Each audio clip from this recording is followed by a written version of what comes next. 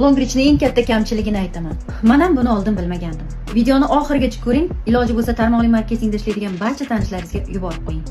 Ha, to'g'ri, Longreach Xitoyning eng yirik ishlab chiqaruvchi quvvatga ega bo'lgan 40 yillik kompaniyasi.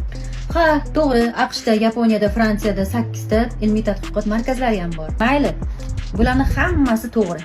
Lekin Longreachning eng katta kamchiligi shundaki, bu kompaniya hammaga ham to'g'ri kelmaydi. Ya'ni har oyda majburiy tovar sotib olishni yoqtiradiganlarga, sotib olmasa oyligini ham ola olmaydigan kompaniyalarda ishlab o'rganib qolganlarga bu to'g'ri kelmaydi. Nimagaki Longreachda xarid bir marta va qayta xarid mutlaqo majburiy emas.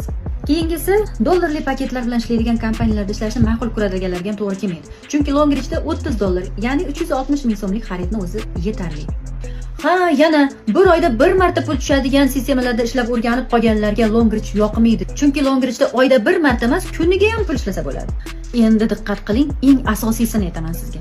Bir oyda yig'ib borilgan tovar oborot yangi oyda yana nolga tushib qoladigan kompaniyalar marketing planida ishlashni sevadiganlar uchun Longreach mutlaqo to'g'ri kelmaydi. Chunki Longreachda tovar aylanmasi bir oy emas, bir umr yig'ilib to'planib boraveradi. Umuman nolga tushmaydi. Shu sababdan ham ochgan lavozimini nechadir oylar ushlab berib turishi yoki undan tushib ketish holatlar umuman yo'q. Ha, aytgandek, komandasi nolga tushib, yana boshidan boshlayverishdan charchaganini ko'rib turib ham bir qarorga kelishga qiynalayotgan liderlar. Sizlarga ham Longreach to'g'ri kelmaydi. Mana hamma o'zim topgan kamchiliklarni ochiq-oydin sizlarga aytib berdim. Bundan tashqari yana 6 ta daromad turi ham bor ekan. Bu kimga qiziq bo'lmaydigan bo'lsa, menga Sevara Tulkinbayevnaga yozmanglar.